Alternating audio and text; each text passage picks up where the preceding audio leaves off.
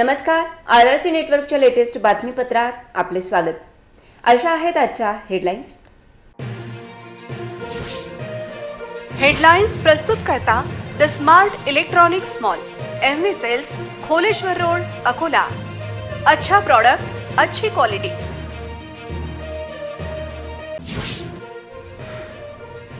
अमरावती उमेदवारांची लगबग झाली आहे सुरू। बच्चू कडू यांनी बैलगाडी तर जगताप यांनी टांग्यांनी येत भरला अर्ज।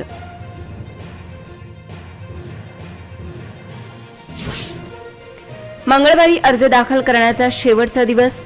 उमेदवारी कोण कोण दाखल करते याकडे सर्वांचे लक्ष। अकोट येथे अनिल गावंडे यांच्यानंतर मूर्तिजापूर येथे रवी राठींना चॉकलेट। भाजप पदाधिकारी नेत्यांच्या राजीनाम्याच्या नाट्यानंतर पिंपळेंचे तिकीट झाले कन्फर्म। भाजपचा राजीनामा देत डॉक्टर अशोक ओळंबेंना प्रहारची साथ। ओळंबे मिश्रा यांच्यामुळे विजय अग्रवाल यांच्या अडचणीत वाढ। राजकीय शिमग्यात आज घरोघरी दिवाळीला सुरुवात। आज वसुबारस उत्साहात, मंगळवारी धनतेरस, सराफा बाजार चकाकणार। आता सविस्तर बातम्या। अमरावती विधानसभा मतदारसंघाच्या महायुतीच्या राष्ट्रवादी काँग्रेसचे उमेदवार सुलभा संजय खोडके या मंगळवारी अमरावती उपविभागीय कार्यालय येथे नामांकन अर्ज दाखल करतील। परिवर्तन महाशक्ती आघाडीचे नेते तथा प्रहार जनशक्ती पक्षाचे संस्थापक त्यांनी परिवर्तन महाशक्ती आघाडीतून प्रहारतर्फे आज अचलपूर उपविभागीय कार्यालय येथे नामांकन अर्ज दाखल केला।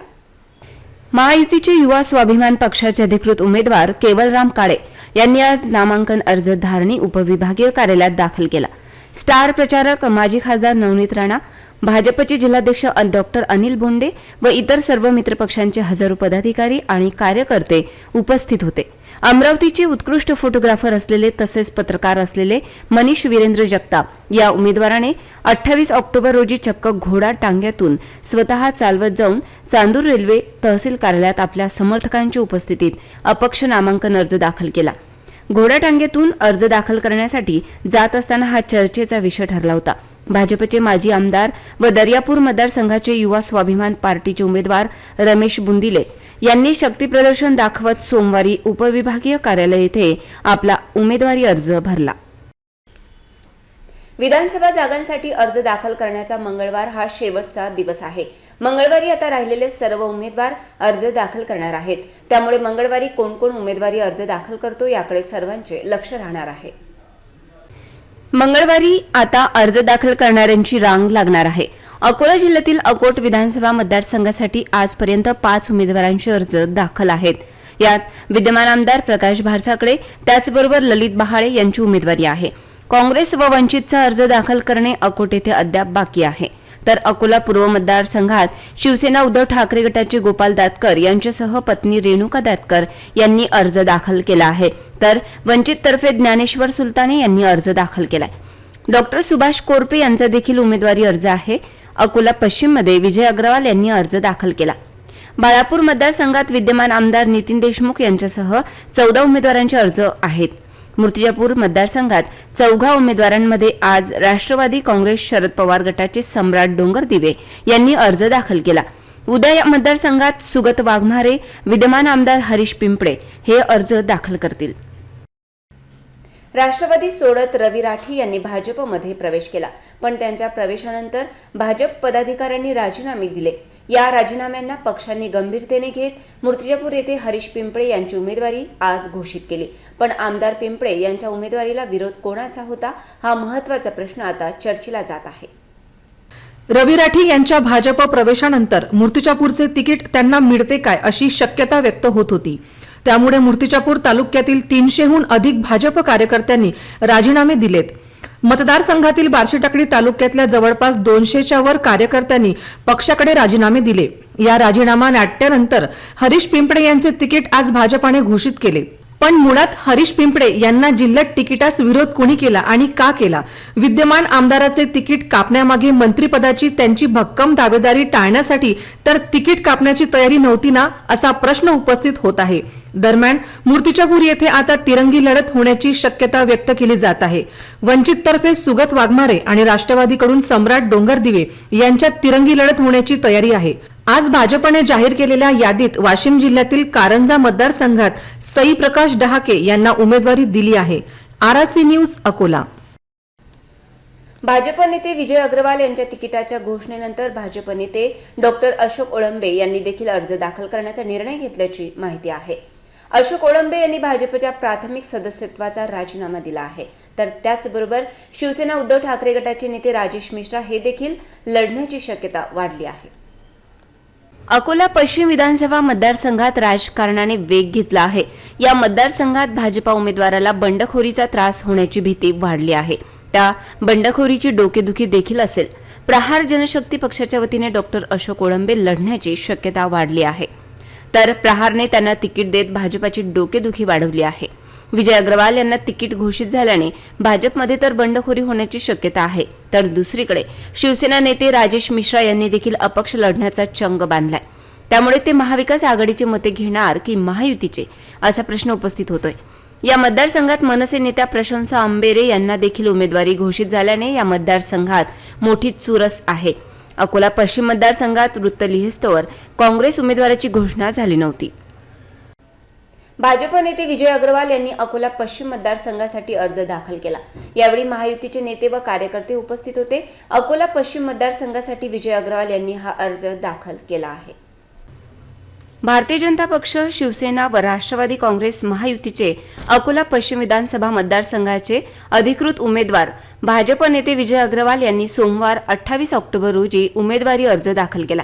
यावेळी त्यांच्यासोबत खासदार अनुप धोत्रे यांच्यासह भाजप प्रदेश सरचिटणीस रणधीर सावरकर, बळीराम शिरस्कार, आमदार वसंत खंडेलवाल, अश्विन नवले, श्रीरंग पिंचरकर यांची उपस्थिती होती.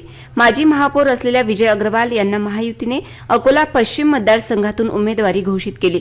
सोमवारी सकाळी 9:30 वाजता भाजपा कार्यालय येथून उमेदवारी अर्ज दाखल करण्यासाठी रॅली काढली. महायुतीचे पदाधिकारी व कार्यकर्ते उपस्थित होते. वाशिम जिल्ह्यातील कारंजा लाड विधानसभा मतदारसंघातून उमेदवारी मिळाली नसल्याने विनायक पाटणी यांनी तुताई हाती घेतली आहे.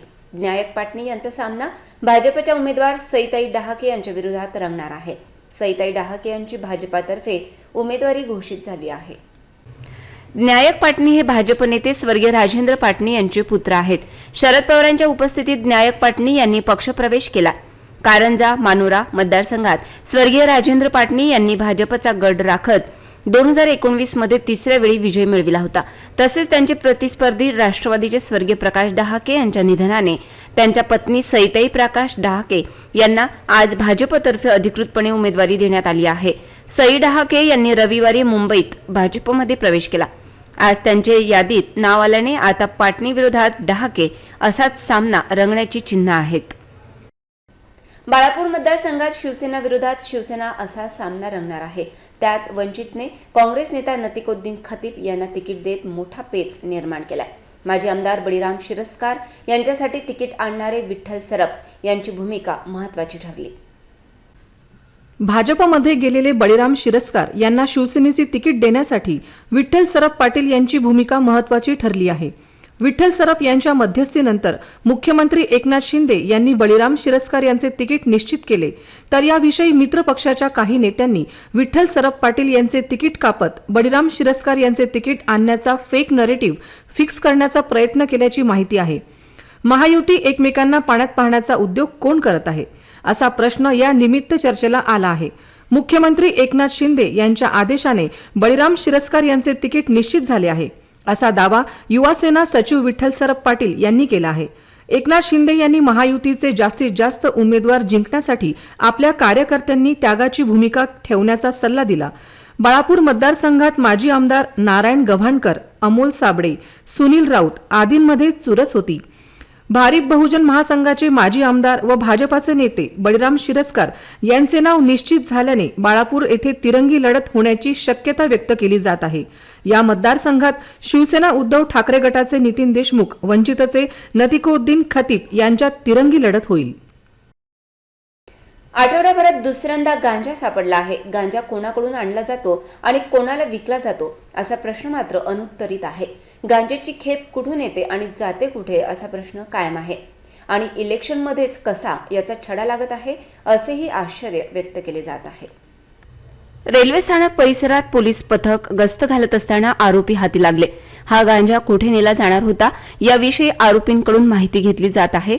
विशेष म्हणजे दोन्ही घटना अकोला रेल्वे स्थानकाजवळील पार्सल ऑफिस जवळ घडल्या. 25च्या रात्री 3.5 लाख तर 27 ऑक्टोबरच्या रात्री 1.5 लाख रुपयांचा असा सुमारे 5 लाख रुपयांचा गांजा जप्त केलाय. दोन्ही घटनात 3 आरोपींकडून अंमली पदार्थ जप्त करण्यात आले. विशेष म्हणजे गांजाची पुडके एकाच पद्धतीने पॅक केली होती. हा गांजा नेमका कोणाकडे जाणार होता याविषयी पोलिसांनी तपास सुरू केला आहे. तर नेमके इलेक्शनमध्येच कसा गांजा सापडत असून कुठे जात होता असा प्रश्न मात्र अनुत्तरित आहे. दिन दिन दिवाळी, गाई म्हशी ओवाळी, गाई म्हशी कुणाच्या. लहानपणी हे गाणं आपल्या प्रत्येकाने दिवाळीच्या सणात अगदी आनंदाने गायलं असेलच. दिवाळीचा पहिला दिवस हा वसुबारस या सणाने साजरा केला गेला. आश्विन महिन्यातील कृष्ण पक्षातील द्वादशी तिथी ही रमा एकादशी किंवा वसुबारस या नावाने ओळखली जाते. महाराष्ट्रात या दिवसापासून दिवाळी या सणाला सुरुवात होते. या दिवशी गायीसह तिच्या वासराची पूजा केली जाते. वसुबारस म्हणजे गोवत्स द्वादशी. दिवाळीची सुरुवात आजपासून झाली. हिंदू धर्मामध्ये गायीला अत्यंत पवित्र आणि पूजनीय मानले जाते. गायीला गोमाता म्हणजेच आई समजून तिची सेवा केली जाते. असं म्हणतात की गायीमध्ये 33 कोटी देवता वास करतात. दिवाळीची खरी सुरुवात गायीची पूजा करून म्हणजेच वसुबारस या सणापासून होते. धनत्रयोदशीच्या आदल्या दिवशी म्हणजेच गोवत्स द्वादशीला हा सण साजरा केला जातो. यंदा 28 ऑक्टोबर रोजी वसुबारस साजरी केली गेली. गायीला हिंदू धर्मात विशेष स्थान आहे. गायीची सेवा केल्याने कुटुंबात सुख समृद्धी नांदते. मंगळवारी धनत्रयोदशी आहे. या दिवशी धनाची पूजा करतात. धने गुळाचा नैवेद्य दाखविला जातो.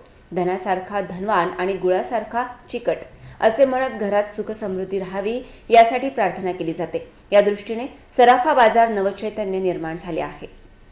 दिवाळीचा आजचा पहिला दिवस उत्साहात झाला. मंगळवारी धनत्रयोदशी निमित्त सोने खरेदीचा उच्चांक अकोल्यात गाठला जाणार आहे. त्यामुळे सराफा बाजार आणि संबंधित प्रतिष्ठानात गर्दी दिसत आहे. आपल्या इच्छेप्रमाणे दागिने खरेदी केली जात आहेत. बाजारात खरेदीदारांची वर्दळ दिसत आहे. लक्ष्मीपूजन हा दिवाळीचा महत्त्वाचा दिवस असतो. शहर सध्या दिव्यांच्या प्रकाशाने झगमगलेले दिसते. निवासस्थान, प्रतिष्ठाने तसेच रुग्णालयांवर देखील दिव्यांच्या माळा दिसत आहेत. सोने खरेदी नागरिकांनी सुरू केली असून अकोल्यातील लोकल सोनारांकडून तर परंपरागत सोने खरेदी होत आहे. त्याचबरोबर ब्रँडेड कंपन्यांच्या दालनात देखील तितकीच गर्दी दिसून येत आहे. पुन्हा एक नजर टाकूया आजच्या प्रमुख घडामोडींवर. हेडलाइन्स प्रस्तुत करता the smart electronics mall, MV sales, Kholeshwar road, Akola. अच्छा प्रोडक्ट, अच्छी क्वालिटी.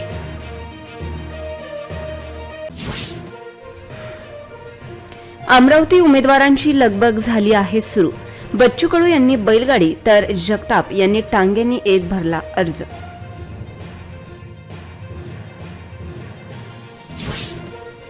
मंगळवारी अर्ज दाखल करण्याचा शेवटचा दिवस. उमेदवारी कोण कोण दाखल करते याकडे सर्वांचे लक्ष. अकोट येथे अनिल गावंडे यांच्यानंतर मूर्तिजापूर येथे रवी राठींना चॉकलेट. भाजप पदाधिकारी नेत्यांच्या राजीनाम्याच्या नाट्यानंतर पिंपळेंचे तिकीट झाले कन्फर्म. भाजपचा राजीनामा देत डॉक्टर अशोक ओळंबेंना प्रहारची साथ. ओळंबे मिश्रा यांच्यामुळे विजय अग्रवाल यांच्या अडचणीत वाढ. राजकीय शिमग्यात आज घरोघरी दिवाळीला सुरुवात. आज वसुबारस उत्साहात. मंगळवारी धनतेरस. सराफा बाजार चकाकणार. बातम्यांसाठी तुम्ही पाहत रहा RRC न्यूज. 2 लाखांपेक्षा अधिक दर्शकांनी RRC डिजिटल अकोला हे यूट्यूब चॅनल सबस्क्राईब केले आहे. तेव्हा तुम्ही कसली वाट पाहत आहात? तुम्ही पण सबस्क्राईब करा आणि बेल आयकॉन क्लिक करत RRCच्या बातम्या निरंतर पहा. तुमच्या मोबाईलवर नोटिफिकेशन मिळण्यासाठी सबस्क्राईब करा RRCचे यूट्यूब चॅनल. लाईक आणि फॉरवर्ड करा RRC डिजिटल अकोलाचे हे न्यूज बुलेटिन. पुन्हा भेटूया लेटेस्ट बातम्यांसह नव्या बातमीपत्रात. तोवर नमस्कार.